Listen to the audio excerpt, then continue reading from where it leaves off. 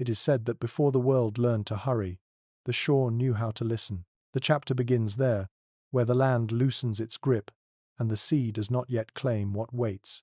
A shoreline breathing beneath moonlight. Sand dunes rise and fall like resting creatures, their backs combed endlessly by the salt wind.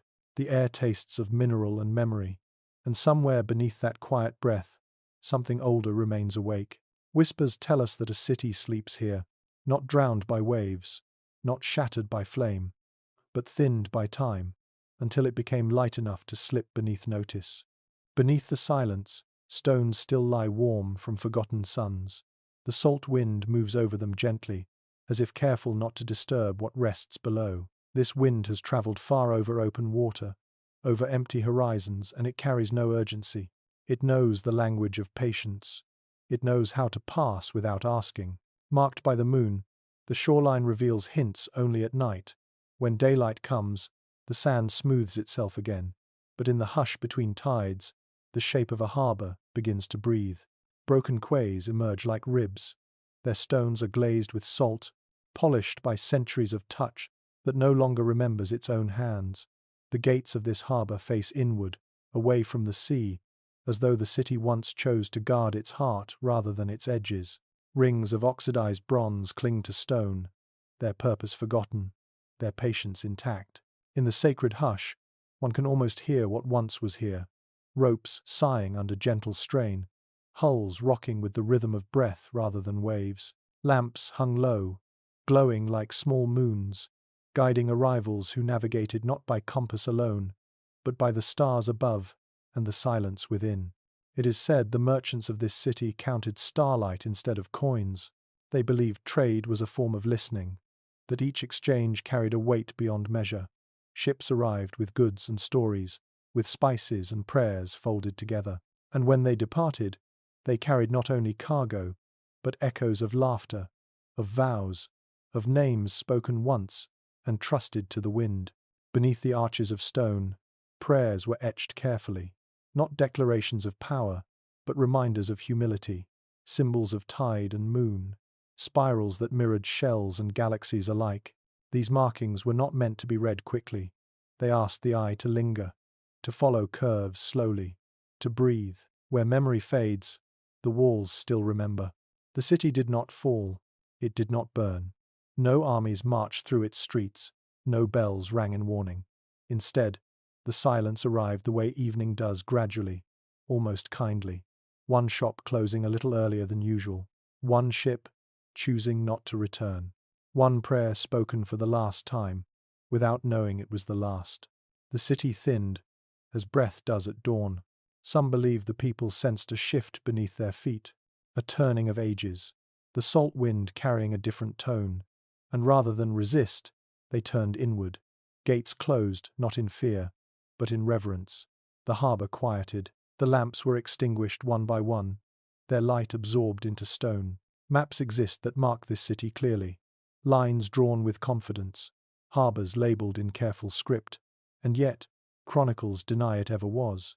No empire claims it, no conqueror boasts of its taking. This contradiction lingers like a veil drawn halfway across the truth. Perhaps that was its intention. Beneath the silence, the streets remain, covered now by sand that has learned their shapes. Spiral paths curve gently where markets once stood. Courtyards rest beneath dunes like hands folded in sleep. The city breathes shallowly, not wishing to wake. Those who walk here at night speak of an ache they cannot name. Footsteps echo where no one arrives. The sound does not frighten, it invites, as if the city is reminding the world that absence is not emptiness. Marked by the moon, the harbour listens still. Some nights, when the tide retreats further than expected, stone steps descend into darkness. They lead nowhere the living can follow for long.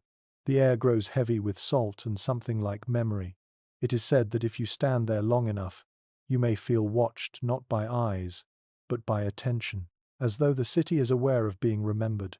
Scrolls once spoke of this place in careful metaphors, a city that chose sleep over survival, a harbour that closed its eyes rather than harden its heart. These writings were never preserved well. Ink fades, paper crumbles, perhaps intentionally, Because some knowledge is not meant to remain sharp, the city beneath the salt wind is not lost. It is resting. Its name was never carved deeply enough to wound the world when it disappeared.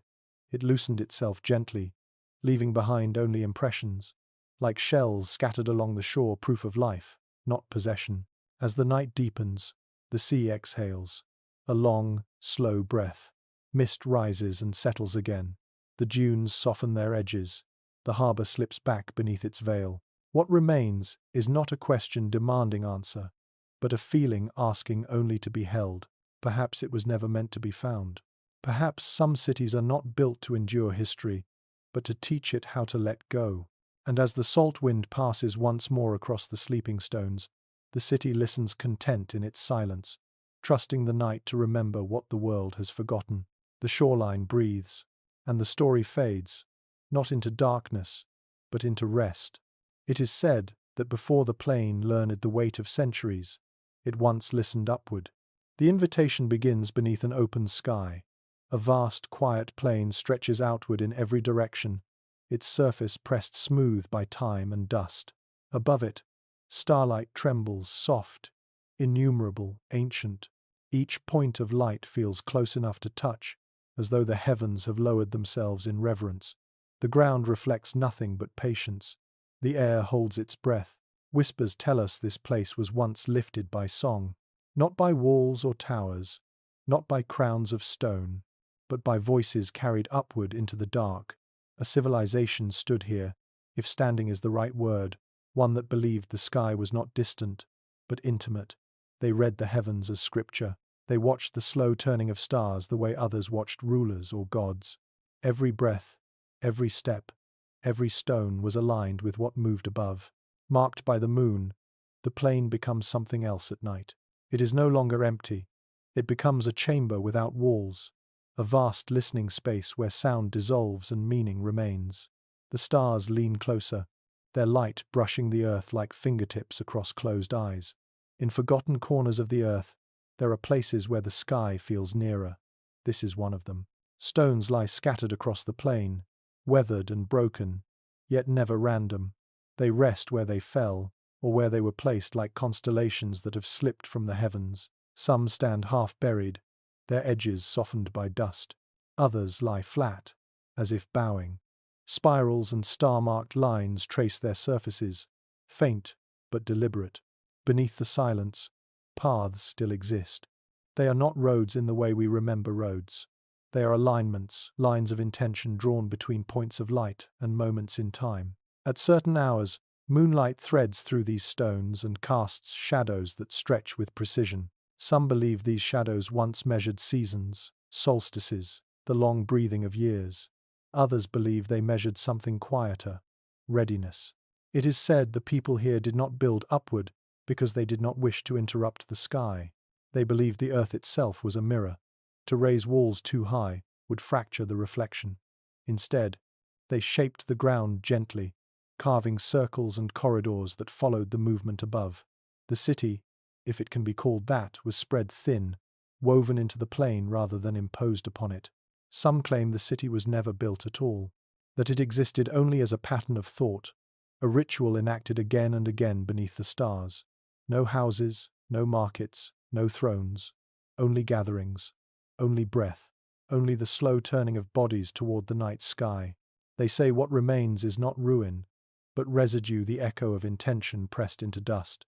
Others insist the city was real, that it had form and order, even if subtle, that its stones still measure time whether anyone listens or not. They point to the way shadows fall precisely where they should, to the way certain stars rise directly above particular stones, year after year, as if following an agreement never broken. How can absence cast such long shapes? The contradiction hums quietly across the plain. It does not demand resolution, it simply exists, like the space between stars. The silence here is not empty, it is arranged. As the listener drifts across the plain, the ground begins to speak in softer ways. Dust lifts with the faintest movement of air. It carries the suggestion of sound chants once spoken slowly, syllables shaped to match the rhythm of the sky. The words are gone, but their cadence lingers. Some believe the chants were not prayers, but acknowledgements, a way of saying, "We see you, we are here, we will not hurry." The civilization that gathered here understood time differently. Days were not counted, years were not owned. The sky moved as it always had, and the people adjusted themselves to its patience. When change came, as it always does, it did not arrive as disaster. It arrived as forgetting. Songs were sung fewer times. Gatherings grew smaller. One night, no one arrived at all. The stars continued their paths without interruption. The plain received the absence without complaint. Dust settled. Stones waited. Where memory fades, alignment remains. Long after voices fell silent, the shadows continued to measure. Long after breath ceased to gather, the sky returned to the same positions. Again and again, the city thinned, not collapsing, not fleeing but dispersing into the space it had always honored. Emotion moves gently here, from wonder into reverent melancholy. There is no grief sharp enough to wound, only a softness, like standing among old names spoken kindly. The listener feels small, but not alone. The plain holds its vastness without intimidation. It does not loom, it opens. Beneath the silence, one may feel watched, not by beings, but by patterns, as if the stars themselves are remembering something we no longer know how to ask. Some nights, when clouds part just enough, the sky seems almost deliberate in its clarity. The Milky Way arches overhead, a pale river, echoing paths traced on the ground below. Perhaps the city still exists, not in stone or dust, but in the brief alignment between earth and sky. Perhaps it returns each night, only to those who do not demand proof. Perhaps it was never meant to survive history, only attention. As dawn approaches, the stars begin to withdraw. Their light thins. The plain becomes ordinary again, or something close to it. Shadows shorten. Dust settles into familiar shapes. Nothing announces the transition. The city does not resist the morning. It loosens itself once more, slipping back beneath visibility. No doors close. No gates are sealed. The plain simply becomes quiet in a different way. Perhaps it was never meant to be found. Perhaps some cities choose not to be remembered as places, but as moments, fleeting alignments of breath, stone, and sky. Some voices only echo when we are ready to listen, and some echoes live only in starlight. As the last stars fade, the plain remains, wide, patient, waiting, and somewhere between dust and heaven, the city rests, existing only when starlight remembers it, and when we are quiet enough to remember ourselves. It is said there are places in the world where endings do not announce themselves. The chapter begins there before a gate at dusk. The light is neither day nor night, but the gentle pause between. Sand lies undisturbed at its base. The air is still, as if waiting. There are no hinges, no iron scars, no rusted cry of metal to mark movement. Only a seam of stone runs vertically from earth to sky, so precise it seems less built than remembered. This gate once breathed. Beneath the silence, one can feel it, a subtle sense that passage once lived here, that something moved, not just through space, but through states of being. The city behind the gate was known not for its walls, but for its thresholds. Here, gates did not divide land from land. They divided one understanding from another. Whispers tell us that to cross was not to enter, but to change.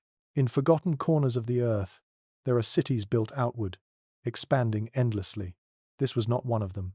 This city was arranged like a series of quiet questions. Streets narrowed gently toward inner chambers. Doorways grew lower, encouraging the body to bow. Every path seemed to lead not forward, but inward, marked by the moon. The gate appears different at night. Its surface gathers pale light, revealing faint carvings, spirals, stars, lines that curve rather than command. They do not instruct, they invite. Some believe the people of this city practiced rituals of crossing at twilight. As the sun lowered, veils were lifted not to conceal, but to soften. Names were spoken only once, given to the gate, and then released. It was believed that to repeat a name was to weigh it down. Better to let it pass lightly, the way breath does. The gate was not locked. It did not need to be. To approach it required preparation that could not be forced. Those unready felt nothing, only stone. only silence. Those who were ready described a sensation like standing between two thoughts, neither here nor elsewhere, suspended. Scrolls that mention the gate do so reluctantly. They circle it with metaphor, never with detail. A seam, one text calls it, a pause, another writes. The chroniclers seemed unsure whether describing it too clearly might disturb its purpose. And then, one evening, the gate closed. Not with sound, not with warning. Chronicles speak of a moment so ordinary, it almost went unnoticed. No thunder, no fracture of stone. The seam simply ceased to invite. The breath of passage withdrew. Those outside felt nothing change, until they realized they no longer felt called. The city stepped inward. Some say it vanished. Others insist it remains exactly where it was, folded into itself like a hand closing gently. The contradiction hums quietly, unresolved. How does a city disappear without leaving absence behind? Beneath the silence, the streets still align toward the gate. Threshold stones remain worn smooth, as if by memory rather than feet. The gate itself shows no scar of closure. Only the seam remains, unchanged, patient. Emotion here does not rise. It settles. Curiosity gives way to something softer, a willingness to not know. The listener may feel the urge to step closer, then the calm acceptance of staying where they are. The gate does not ask. It does not refuse. It simply is. Some believe the city closed itself to protect something fragile. Not gold, not power, but a way of listening, a way of being that could not survive the noise gathering beyond its borders. Rather than harden, the city chose to soften beyond reach. Others believe the gate was always meant to close, that it was not an ending, but a completion, a ritual fulfilled. Once enough crossings had taken place, once enough souls had learned the art of inward movement, the gate no longer needed to open. Where memory fades, intention remains. The desert around the gate has grown quiet in a different way. Wind passes, but does not linger. Stars wheel overhead, indifferent and intimate all at once. At certain hours, moonlight traces the seam so precisely it seems to glow, as though reminding the world where passage once lived. Some nights, travelers report standing before the gate and feeling nothing at all.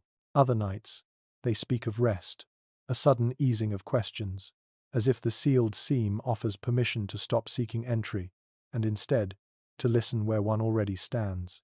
Perhaps the gate was never meant to open outward. Perhaps it was a mirror. The city known for its thresholds may not have vanished from the world, but from expectation. It stepped away from being found. In doing so, it left behind something quieter than mystery acceptance. As night deepens, the gate holds its stillness without effort. The seam does not widen. The stone does not shift. The silence does not ask to be broken. It simply waits. Not for footsteps, not for names, but for the moment when the listener no longer needs to cross. Perhaps it was never meant to be entered again. Perhaps some doors close not to keep us out, but to teach us how to remain. And so the chapter lingers there before the gate that closed without sound. The desert breathes. The moon drifts higher. Dust settles into ancient grooves. Nothing happens.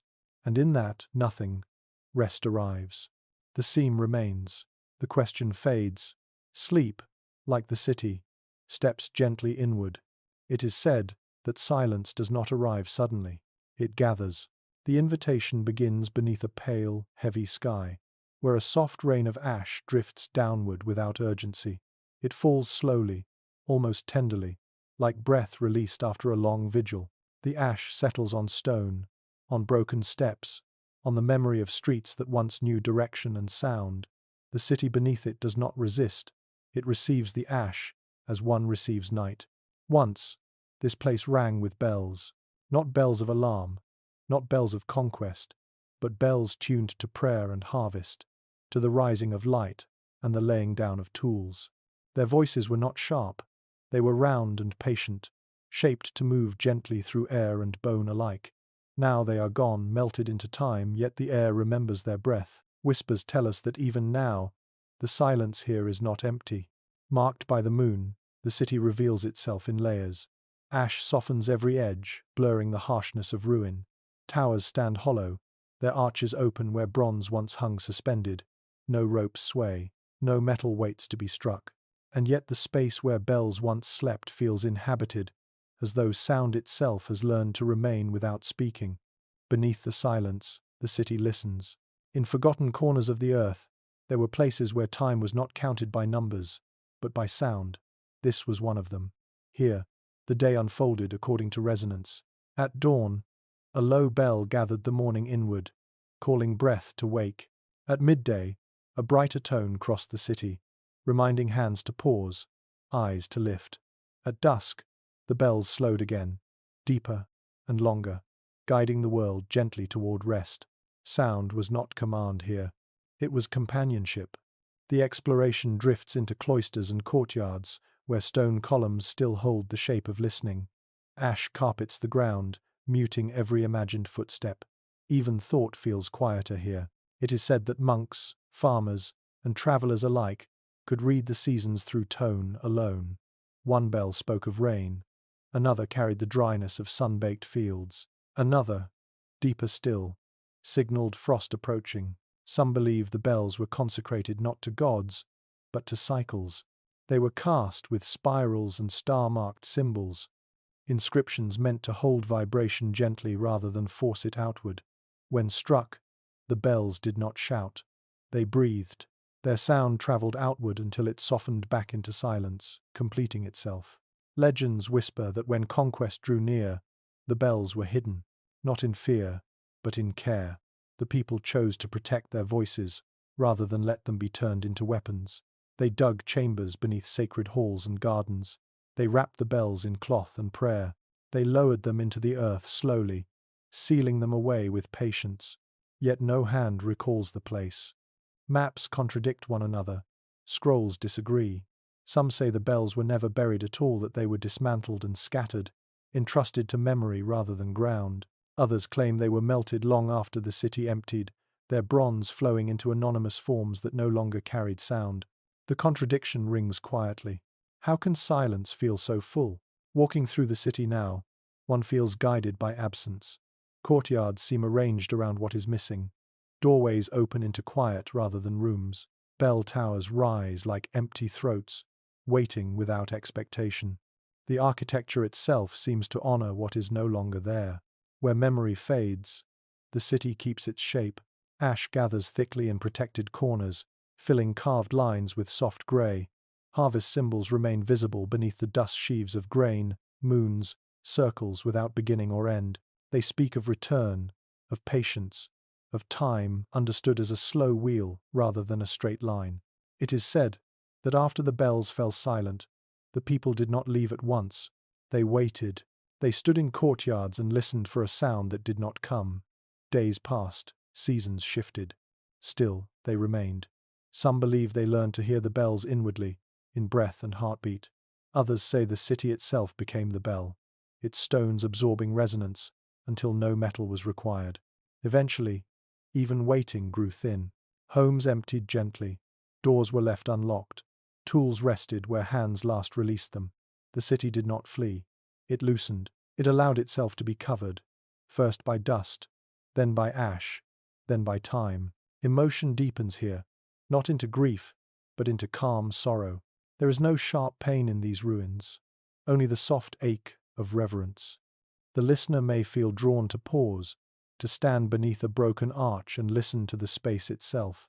The ash quiets every imagined sound, as though encouraging rest. Beneath the silence, something sings, not audibly, not in words. It is the memory of vibration, the after-image of sound. Like the way a bell continues to exist even after its final strike, living on in the air that once carried it. Some nights, when the moon rises high and ash glows faintly silver, travelers speak of feeling measured, not judged, but measured, as though unseen tones still mark time, still divide night into gentle portions.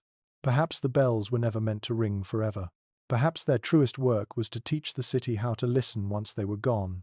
In the sacred halls, empty ropes hang stiff with age. They do not sway, even when wind moves through broken arches. The city seems to hold its breath, honoring the space where sound once lived. No one searches urgently for the buried bells now. The ground has grown quiet over them. if they are there at all. Roots have learned their curves. Stone has adjusted. Whatever remains sleeps deeply. As the chapter moves toward rest, attention shifts from what was lost to what remains possible. Silence here is not the absence of sound, it is its continuation. Perhaps the bells still ring, but only for those who do not ask to hear them. Perhaps they sound only when the world grows quiet enough to receive them. The ash continues to fall softly, though no fire burns nearby. It is memory settling back into place. The city accepts it without resistance. And so the chapter ends, listening not for bells, but for the space they shaped, letting the silence sing in its own slow way, letting the air remember what metal once held. Perhaps it was never meant to be found. Perhaps some voices do not vanish. They rest. And beneath the ash, beneath the stone, beneath the listening sky, the bells sleep still. It is said that some knowledge grows downward. The invitation begins beneath the hush of leaves and shadow, where a single ancient tree stands apart from the forest around it. Its trunk is wide, its bark scarred by centuries of weather and waiting. The branches above catch the last light of evening, but it is the roots that draw the eye vast, patient, disappearing into darkness. They drink from the unseen. They listen where light does not reach. Beneath the silence, something rests. Whispers tell us that below this tree, where earth cools and time loosens its grip, a library sleeps. Not burned, not broken, simply lowered into rest. Its pages are pressed together like folded wings, not in fear, but in trust. This is the library under the roots. Marked by the moon, the tree reveals little at night. Its shadow stretches outward, covering ground that seems older than memory. No door announces itself. No stairway calls attention. Only a subtle change in the air, a sense of depth beneath the soil, as though the earth itself is holding breath. In forgotten corners of the earth, wisdom was not always displayed. Some believe that knowledge, when lifted too high, becomes brittle, that words exposed to endless light forget how to listen. And so there were scholars who chose another path. They believed wisdom should rest, not rule. The exploration begins with them. They were not conquerors of thought, nor collectors of power. They were keepers, listeners. Their writings speak gently of restraint, of knowing when to record and when to allow forgetting. They wrapped their scrolls in linen, not to preserve them forever, but to protect them long enough to return them to soil. Here, knowledge was not hoarded, it was entrusted. Beneath the tree, stone chambers were carved slowly, following the curves of roots rather than cutting against them. Shelves were shaped into walls. Tables rose from the ground as if grown rather than built. The air was kept cool and still, so words would not rush. Scrolls were placed carefully, their ink mixed with mineral and plant, meant to fade softly over time. The scholars believed that truths which endure without changing often become harmful. Better for wisdom to sleep, to dream, to be rediscovered only when the world is ready to hear it again. Some maps show the library clearly. They mark the tree. They trace the chambers. They speak of halls where stars were charted not to predict fate, but to humble the mind. Other maps insist the library was never built, that the roots grew first, and the idea followed, that the earth itself suggested the chambers, and the scholars merely listened. The contradiction does not disturb the silence. It settles into it.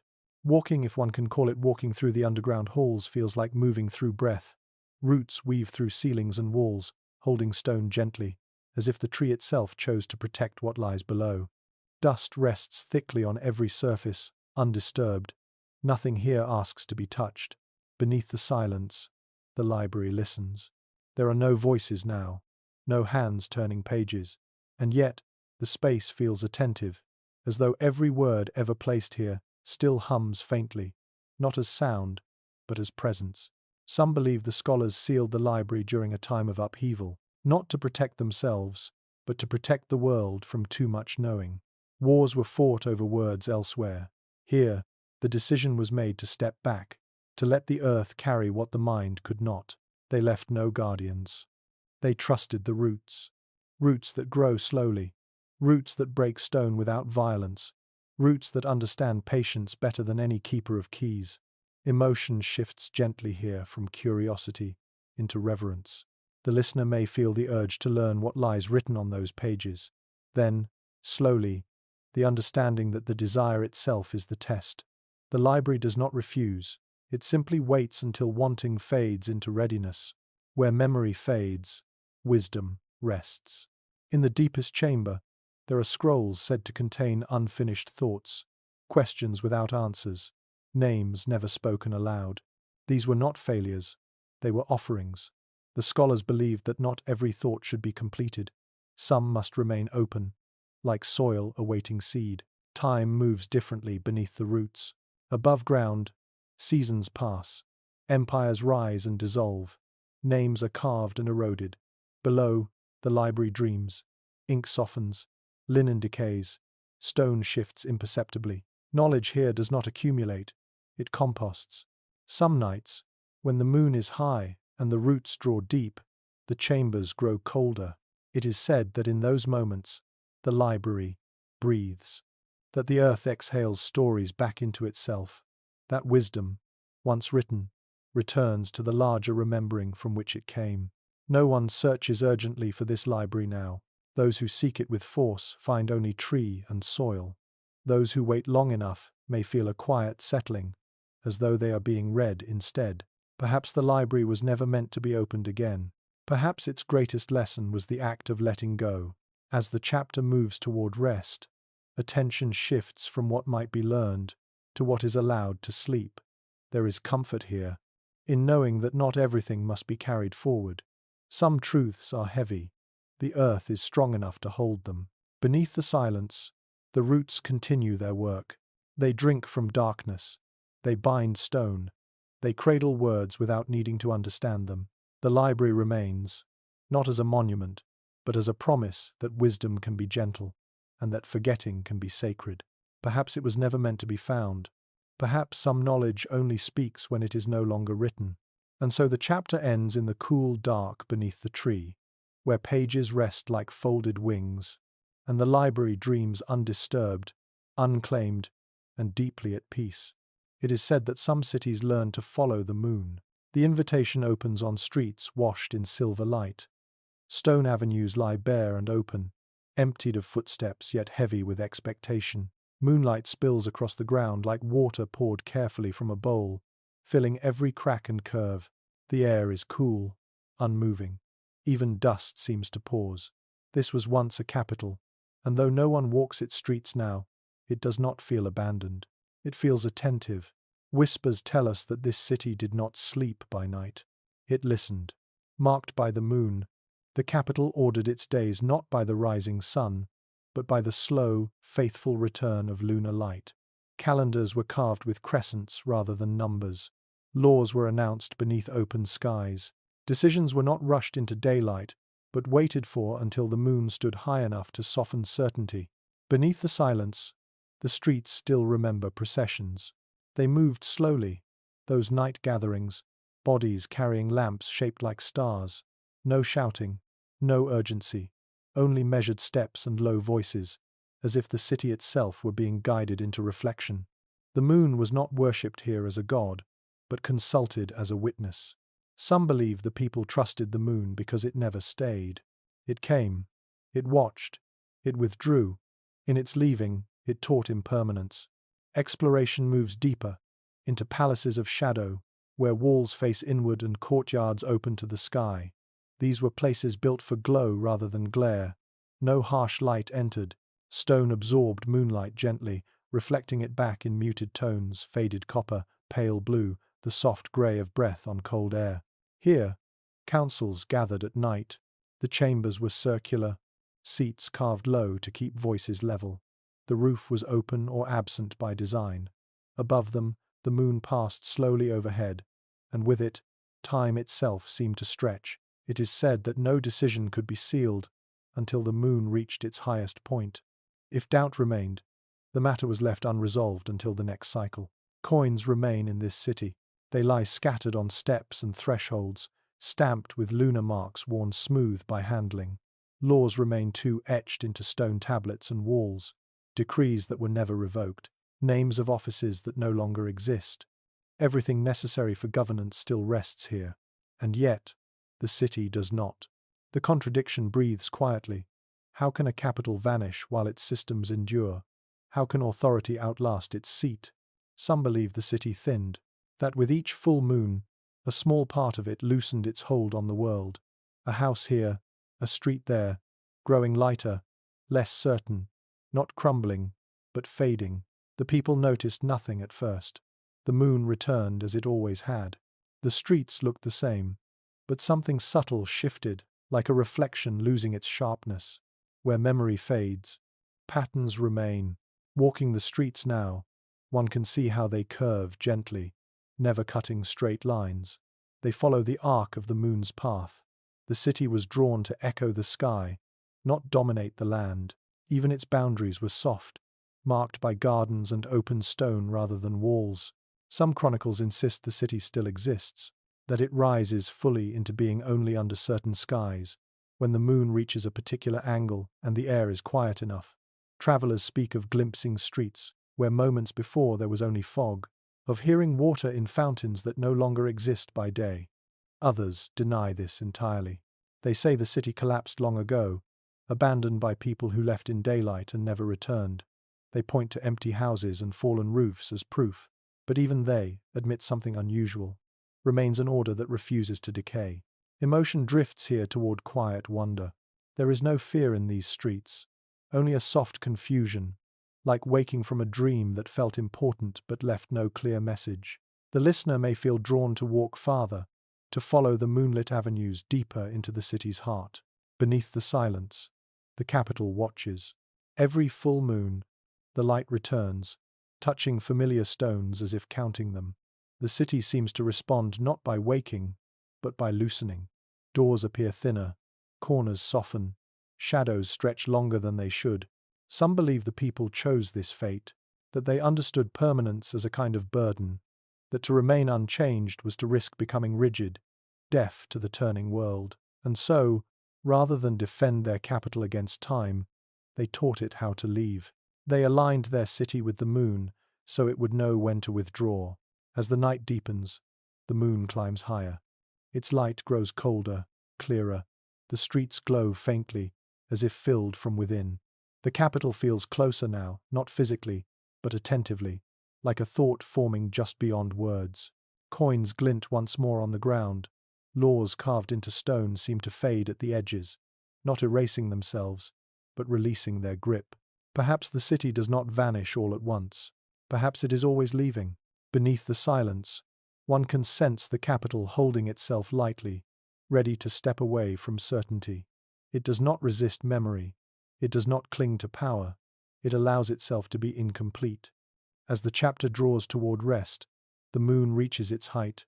The city looks no different, and yet, it does. The listener may feel unsure whether the capital is rising with the moon or sinking into it. Streets seem to hover between presence and reflection. The line between sky and stone blurs. Perhaps it was never meant to be held. Perhaps some capitals are not built to endure, but to teach how to let go. The moon begins its slow descent. Light softens. The streets grow quieter still. The city does not announce its leaving. It simply thins again, returning to the space between moments. And so the chapter ends, watching the moon climb higher into silence, uncertain whether the city follows or whether it has already gone, leaving only the memory of streets that once knew how to disappear. Some cities fall, some burn, and some, marked by the moon, learn how to fade. It is said that memory does not always live in words. Sometimes it waits in stone. The invitation begins with a single well, resting quietly beneath a sky dimmed by evening. Its circle is imperfect, worn smooth by centuries of touch. No city surrounds it now. No walls rise nearby. Only an open plain where foundations once held stories upright, and yet the well remains, listening. Marked by the moon, its rim catches pale light, revealing grooves left by countless hands. Fingers traced these stones slowly, reverently, as if the surface itself could remember what voices feared to lose. Dust settles gently along the curve, but the stone beneath is polished, shaped by whispers. Whispers tell us that this well was never meant only for water. Beneath the silence, it served as a threshold, a place where names were not spoken outward, but released downward. The city that once grew around it understood something quietly profound. That remembrance is not always a matter of holding on. In forgotten corners of the earth, the dead were sometimes lowered not as bodies, but as echoes. Here, the living came at dusk or before dawn, when the air was still enough to receive breath. They leaned close to the mouth of the well and spoke a name only once. No lineage, no titles, just the sound of a soul shaped briefly by voice. Then they waited.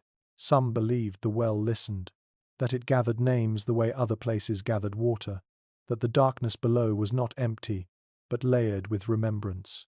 Others insisted the well spoke back not in words, but in feeling, a cooling of the air, a soft return of breath, a sense that the name had landed somewhere safe. The exploration drifts outward, tracing the vanished city through absence. Stone paths lead toward the well, their surfaces worn not by feet alone, but by ritual. Houses once faced inward, oriented toward this circle of listening. The city did not place its center in a palace or a market, but here, where voices went to disappear gently. Scrolls recovered from the surrounding land speak sparingly of the rites. They describe evenings when families gathered without ceremony. No flames, no music, only quiet approach. The dead were not mourned loudly. Grief was allowed, but not displayed. It was believed that sorrow spoken too forcefully could weigh a name down, pulling it away from rest. So, the people whispered. They lowered memory like breath into the dark. Some say the well reflected longing more than it remembered names. That those who listened closely heard only themselves' hopes, regrets, unfinished sentences echoing back from stone. The contradiction remains unresolved. Was the well an archive of voices, or a mirror for the living? Perhaps it was both. Beneath the silence, the well does not answer. It does not deny. It simply holds.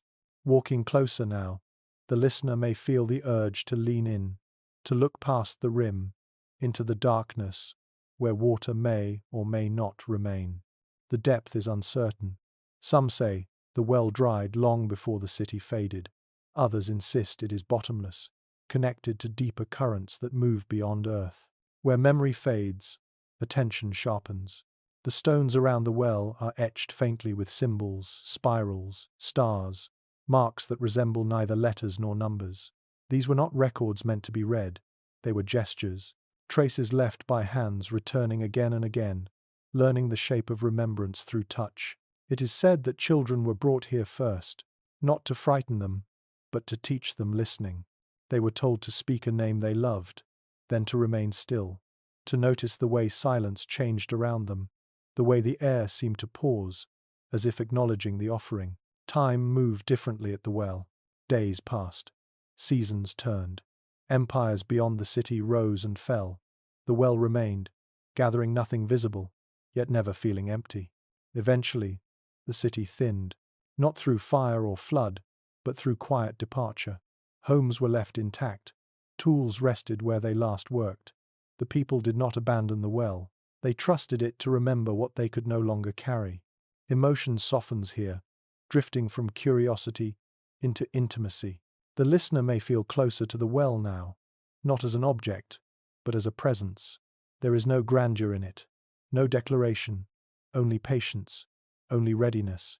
Some nights, travelers passing through the plain speak of hearing something, not a voice, but a sensation like standing beside someone who knows your name but does not speak it. Others hear nothing at all. They leave unsettled, unsure why silence felt heavier here than elsewhere. Perhaps the well remembers differently for each listener. Perhaps it does not keep names as sounds, but as intentions, as shapes formed briefly by breath and then released. Beneath the silence, the well continues its work. It gathers what is offered without judgment. It does not separate the remembered from the forgotten.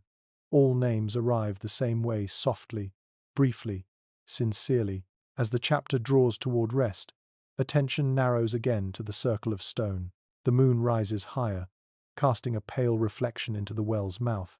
For a moment, it appears as though sky and depth are connected, the stars dipping downward to listen as well. The listener leans closer. There is nothing to hear, and yet everything feels present. Perhaps the well never spoke back. Perhaps it taught something quieter, that remembrance does not require response, that to be heard once is enough. Perhaps it was never meant to be understood. Perhaps some places exist only to receive, and so the chapter closes there, at the edge of the well that remembered names. The stones are cool, the air is still, the darkness below remains gentle and unbroken.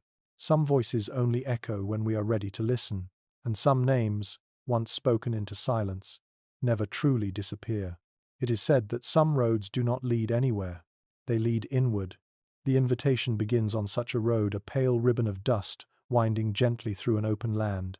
The ground bears faint traces of passage, shallow ruts, softened footprints, marks already being erased by wind. The road moves steadily forward, not in haste, but with patience, as though it expects nothing at its end. Whispers tell us this road once led to a throne. No one has ever found it. Beneath the silence, the dust road listens. It curves and narrows, passes between stones that once formed the outer breadth of a city. Broken gateposts stand without doors, their purpose remembered only by shadow. No banners hang, no walls rise to announce authority, and yet this was said to be a capital one that ruled by absence. Marked by the moon, the city reveals itself reluctantly. Buildings face inward, as if turning their attention away from the world. Streets do not radiate outward in conquest. They converge, gently, toward an empty center. The city was said to be governed without a visible king. Some believe this was a deliberate choice, that the people here understood power as something too heavy to display. They believed authority, once seen too clearly, begins to demand obedience rather than trust. So the throne was hidden, or perhaps never built at all. Exploration drifts into the heart of the city, where a wide plaza opens like a held breath. Circular stone patterns mark the ground, worn smooth by time and dust. The shapes guide the eye inward, but there is nothing to see, no dais crowned in gold, no seat carved with names, only space.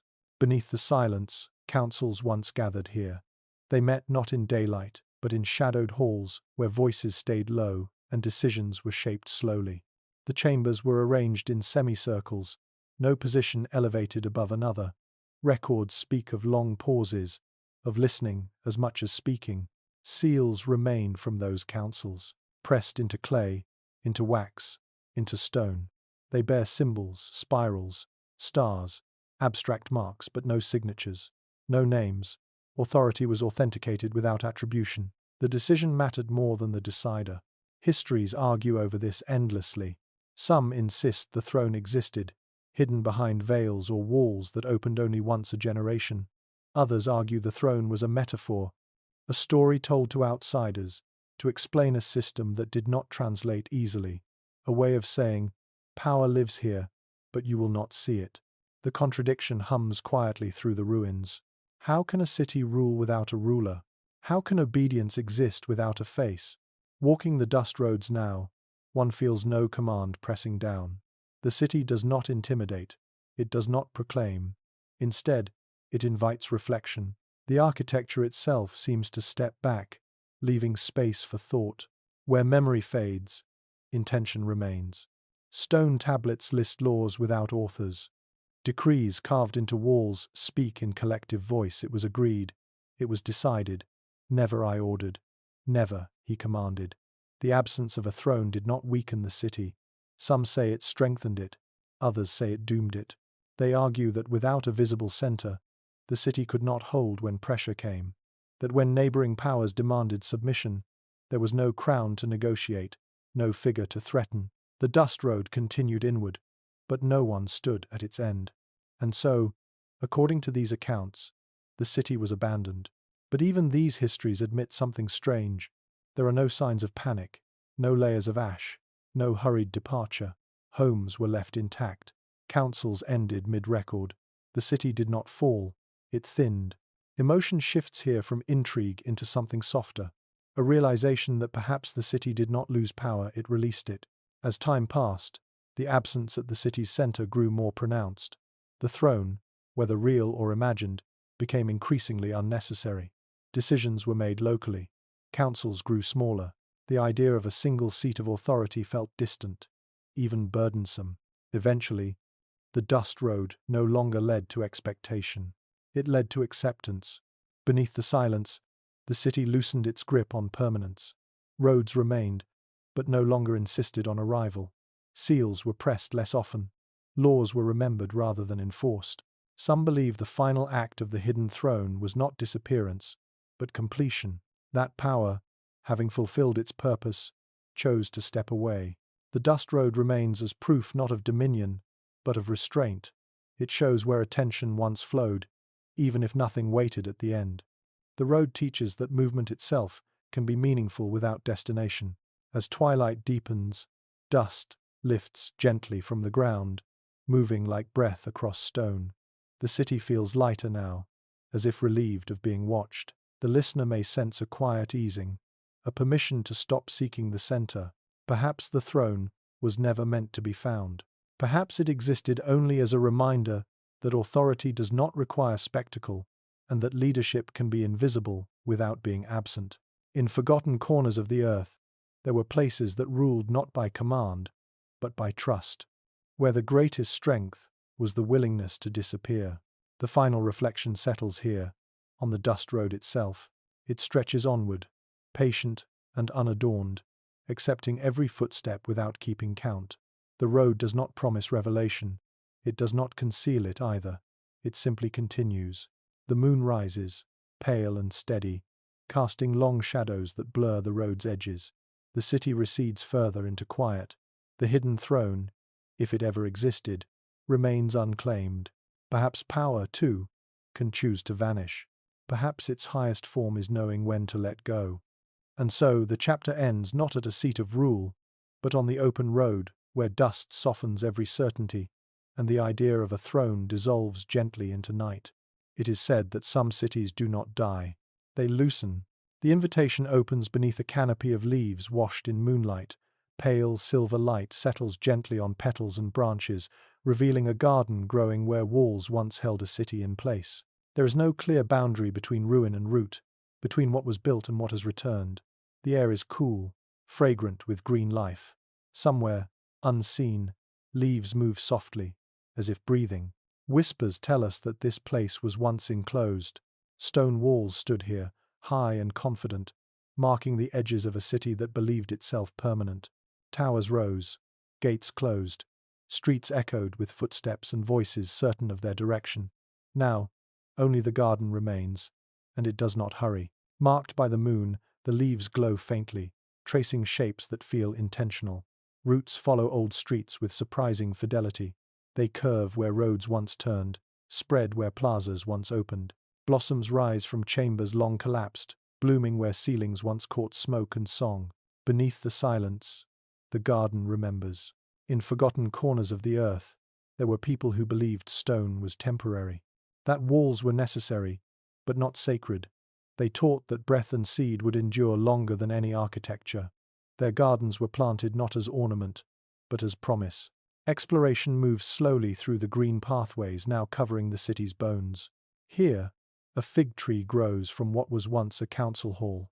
Its roots descend into darkness, threading through stone like careful fingers. There, a line of flowers follows the length of an old market street, their colors changing subtly with the curve of the path. The city's design has not vanished, it has been translated. Records from this place are divided. Some chronicles mourn the fall of the city. They speak of invasion, of walls breached, of towers pulled down.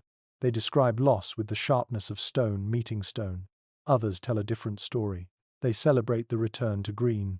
They describe a deliberate unbuilding, a decision to step aside and allow the garden to finish what the city began. The contradiction does not disturb the quiet. It rests easily among the leaves. Walking through the garden now, one senses that nothing here was rushed. Vines did not tear walls down in anger. Roots did not break stone in rebellion. The process was slow, patient, almost collaborative. Stone cracked just enough to allow life through. Life grew just enough to soften stone. Where memory fades, growth continues. The people who once lived here understood something rare. They believed that permanence was not found in holding, but in yielding. Their walls were built with the knowledge that they would one day fall. Their gardens were planted with the understanding that they would one day take over.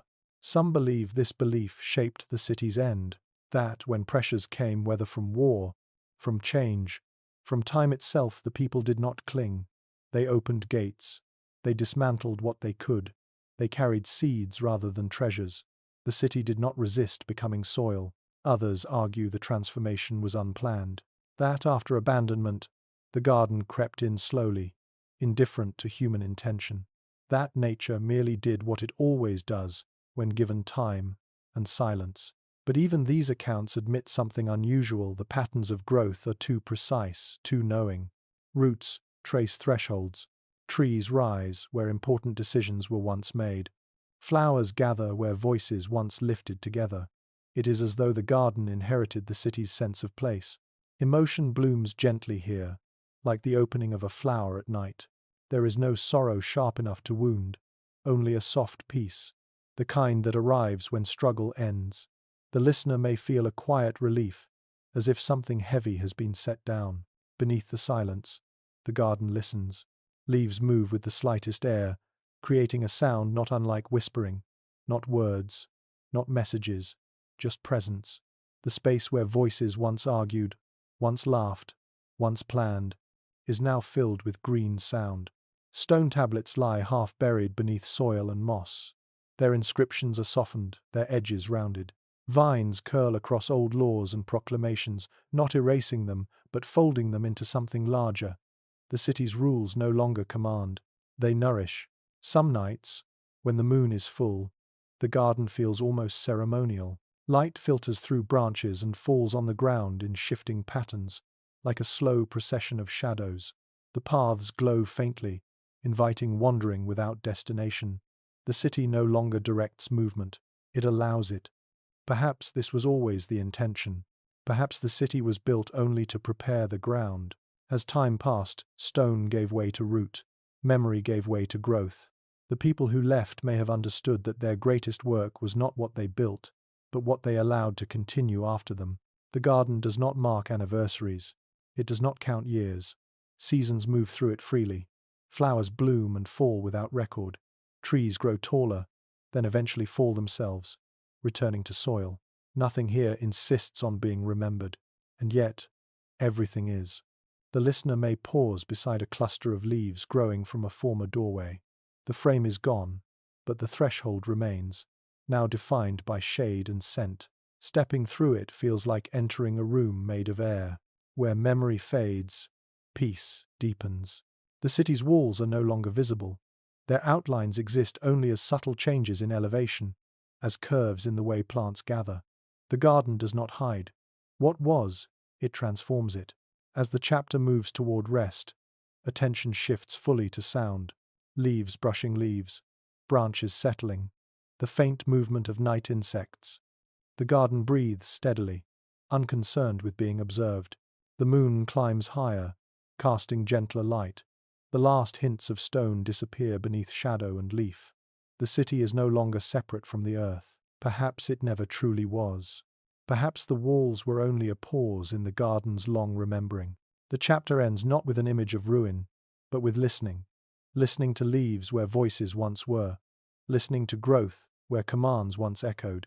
Listening to the quiet understanding that nothing here was lost. Some cities fall, some burn, and some return to green, becoming softer, wider, and more alive than walls ever allowed. The garden remains, and in its gentle breath, the city rests. It is said that some cities do not vanish. They soften. The final chapter opens not with stone or flame, but with a whisper carried on the night air. It moves lightly, without direction, brushing past grass and dust, passing through places where walls once stood. There is no gate here, no threshold to cross, only an openness that feels intentional, as though the land itself has chosen to remain quiet. No map holds this city. Its name is not written clearly anywhere. Cartographers left it blank. Chroniclers hesitated, then moved on. Only lullabies remember it, soft melodies passed from breath to breath, sung without explanation, carrying fragments of something once whole. Beneath the silence, the city listens still. In forgotten corners of the earth, there are places where memory does not live in stone. It lives in rhythm, in the rise and fall of voice, in songs meant not to preserve detail, but to soothe the passage of time. This was such a place. Marked by the moon, the land reveals little. There are no streets to follow, only gentle depressions where footsteps once gathered. No towers rise to announce importance. The city did not leave ruins large enough to demand remembrance. It left impressions. Whispers tell us that the people here believed permanence was loud. They trusted what could fade. Exploration moves carefully, gathering fragments rather than facts. A half-line in a damaged scroll speaks of evening prayers spoken outdoors, so they could drift upward and dissolve. Another fragment mentions a city that measured its years not by rulers, but by how softly children slept at night. Lullabies are the most complete records. They speak of roofs open to stars, of courtyards filled with low singing, of a city that learned how to quiet itself without being erased. The melodies are simple, repetitive, designed to settle the heart rather than instruct the mind. Some believe the city was always meant to become a whisper, that it was built lightly, with the understanding that one day it would need to leave no trace strong enough to wound the future. Its architecture favored open air. Its laws were spoken more often than written. Its prayers were released rather than stored. Others argue the city was lost. That famine or conflict or forgetting scattered its people. That the lullabies are remnants of grief, not intention. Yet even these accounts soften when examined closely. There are no records of siege, no mass graves, no sharp ending. The contradictions fade into something gentler. Perhaps the city did not end. Perhaps it exhaled. Beneath the silence, fragments continue to surface not as discoveries, but as recognitions. A prayer found scratched lightly into stone, already fading when it was written. A child's song remembered without knowing where it was learned. A phrase repeated in different regions, altered slightly each time, like an echo changing shape. Where memory fades, presence deepens. The land itself seems attentive. Wind moves carefully through tall grass, as though mindful of disturbing what rests below. The night sky opens wide, stars watching without judgment. The city feels close here, not as a place, but as a feeling. Emotion settles fully into rest. There is no longing left, only acceptance. The listener may notice that the urge to understand has softened. That knowing feels less important than being present with what remains. Some believe the city chose this fate as an offering, to leave behind not monuments, but quiet, to give future generations something rare, a place where nothing demands attention, a space where the mind can loosen its grip. Silence here is not empty, it is inherited. The final reflection does not seek conclusion. It does not resolve contradictions or gather truths into certainty. It simply offers stillness, an invitation to rest where cities once dreamed. Perhaps the city became a whisper so that we might learn to listen.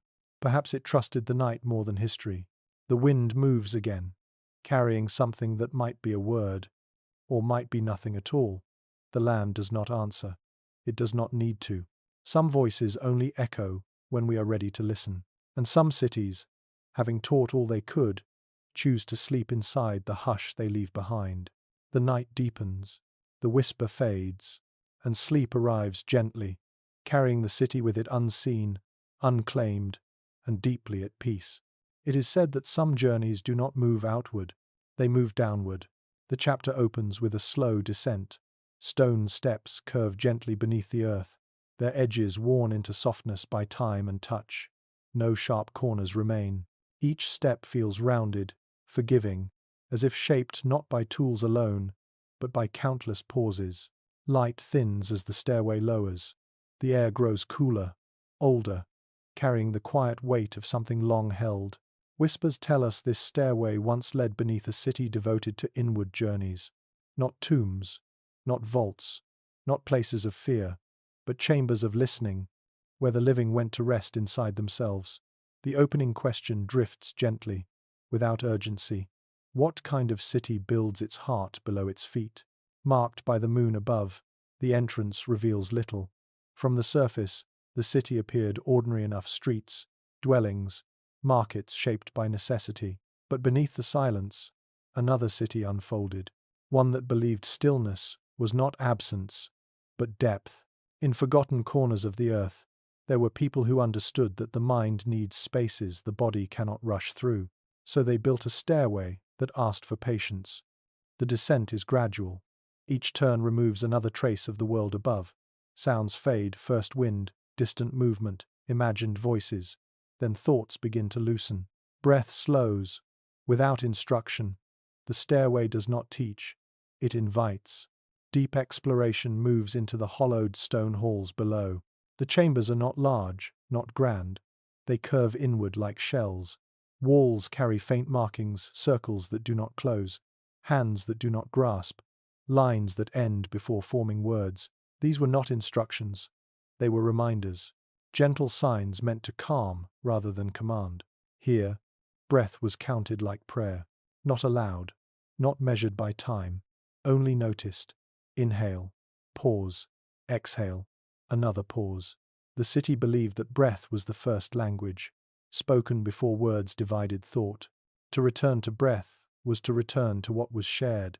Some believe the people came here daily. Others say only during times of unrest, when the noise above grew too loud. There are accounts of entire councils descending together, sitting in silence until decisions loosened their grip and fell away on their own. The contradiction hums quietly through the stone. Some chronicles claim the city vanished after sealing these stairways, that the people chose inner silence over outer survival. When threats came, whether war, hunger, or change, they descended one final time, closed the entrances, and did not return. Other accounts insist the city still stands above, that it never fell, that it was never abandoned, only unseen. They suggest the city remains because no one remembers how to look slowly enough, that modern eyes search for height, not depth, for spectacle, not breath. The contradiction is tender, unresolved. Walking, or rather, settling deeper into the stairway, the listener may notice a shift. The descent no longer feels like movement, it feels like release. Each step sets something down: urgency, expectation, the need to arrive. Beneath the silence, the chambers hold nothing. No relics, no offerings, no idols. The absence is intentional. The people believed that silence should not be cluttered, that the mind, when left alone, knows how to rest. Some markings on the walls resemble stars, not arranged in constellations, but scattered, uneven, as if reminding visitors that even the sky is not ordered the way we imagine. Other markings resemble waves, spirals, breath patterns. None repeat exactly. Perfection was not the goal. Emotion flows here, from curiosity into hushed reverence. The listener may feel the descent within themselves now. Shoulders soften, jaw loosens, thoughts slow, not by effort, but by permission. The stairway does not hurry. It has nowhere to go. At the lowest chamber, the steps end. There is no door, no threshold, only a widening of space and a deepening of quiet. The air here is cool and still, untouched by surface winds. Sound feels distant, as if remembered rather than present. Nothing waits here, and that is the offering. The city believed that the deepest wisdom was not something gained, but something allowed.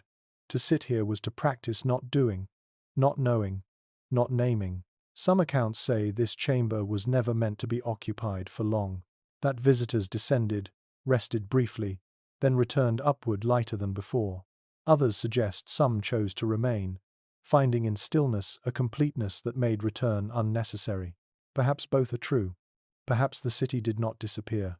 Perhaps it folded inward, like breath held gently between inhale and release. The stairway remains as evidence not of escape, but of trust. Trust that silence could hold what words could not.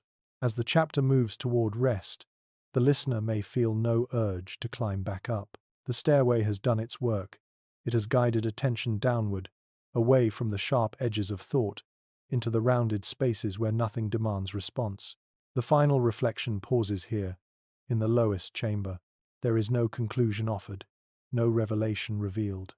Only stillness, wide and patient. The stairway ends, but the breath continues.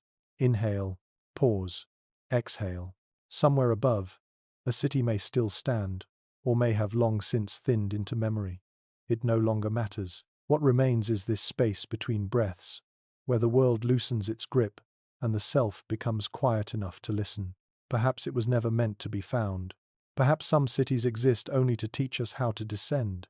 And as the breath moves on, the city remains folded gently into silence, waiting not to be discovered, but to be felt.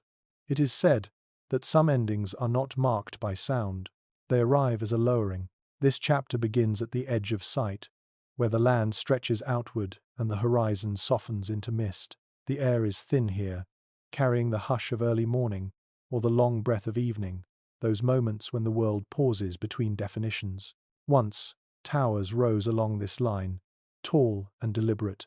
Now they seem to rest, elongated and low, like shadows at dawn that have chosen not to stand again. Beneath the silence, the horizon listens. Whispers tell us this was a city devoted to watching, not watching others, not watching borders or wealth, but watching time itself. From its towers, the people watched stars fall and reform. They watched seasons turn across open plains. They watched silence arrive, and they did not rush to fill it. The opening image lingers on a lone traveler approaching the skyline. Step by step, the land unfolds, but the skyline never quite arrives. The towers seem to drift farther away, blending into the light. The traveler walks, then slows, then stops not from fatigue, but from understanding. Some distances are not meant to be crossed. In forgotten corners of the earth, there were cities built upward, not to dominate, but to listen more clearly. These towers were narrow and high, their chambers open to wind. Bells hung not to summon crowds, but to measure distance tones, tuned so that sound would thin and fade before returning, teaching the ear how far away it had traveled. Windows were shaped not to look down upon streets, but to frame the sky precisely, turning clouds into passing texts. Marked by the moon, the towers became instruments. At night, watchers climbed slowly, carrying no lamps. They learned the stairs by touch, by memory. At the top, they sat in silence, eyes open, breath steady. The city believed that watching was a form of care, that to witness without intervening was to honor the world's rhythm. Deep exploration drifts through these memories, like mist moving along stone. High chambers held nothing but air, no thrones, no altars, just space shaped to receive wind and light. The people recorded what they saw sparingly. A star's fall marked by a single line, a season's shift noted by a change in tone. Silence, when it arrived fully, was written as a blank. Legends say the towers were laid down gently. That one season, when the city grew tired of standing apart from the earth, the people decided to rest. They dismantled the towers stone by stone, lowering each block with care. They aligned the stones along the horizon, returning height to length, returning separation to belonging. The city chose to lie down. Other records deny this tenderness. They speak of collapse, of storms that weakened foundations, of time eroding what pride had raised. They describe loss and ruin, an ending not chosen but endured. Yet even these accounts carry an odd restraint. There is no panic in their words, no blame. The truth hovers between. Beneath the silence, the land bears signs of intention and accident intertwined. Some stones are aligned too carefully to be chance. Others are scattered, broken. The horizon holds both stories without argument. Emotion moves gently here, from wonder into a peaceful melancholy. The listener may feel it as the day fades or the night settles, a sense that something beautiful has finished its work and does not need applause. The towers are not mourned, they are felt. Walking the land now, one does not feel among ruins. One feels among sleepers. The long stone forms stretch along the horizon, their shapes softened by grass and dust. They do not interrupt the view, they participate in it. The sky above seems wider for their absence, as if relieved of the need to rise. Where memory fades, balance returns. The city's devotion to watching did not end with the towers. It shifted. The people learned to watch from the ground, to listen with their bodies rather than their height, to feel the wind at eye level, to see stars framed by grass instead of stone. Some believe the city never left. that it remains here, folded into the horizon, active in a quieter way, that those who pass through feel watched not by eyes, but by attention, a gentle awareness that asks nothing, expects nothing. As evening deepens, the land grows still. Shadows lengthen, merging with the resting forms. The horizon becomes a single line, unbroken. The towers are no longer distinguishable from the earth that holds them. Perhaps this was the city's final teaching. That height is not the only way to see far. That sometimes the clearest view comes when one lies down and allows the sky to come closer. The final reflection rests here, on the quiet idea that some cities do not fall, they lie down. They become part of the line where earth meets sky. They choose rest over remembrance, and in doing so, they offer the world a gentler shape. The moon rises, pale and steady, tracing the horizon softly. The towers sleep without dreaming of return. They do not need to be remembered to remain. Some voices only echo when we are ready to listen. And some cities, having watched long enough, close their eyes and let the horizon watch them in return.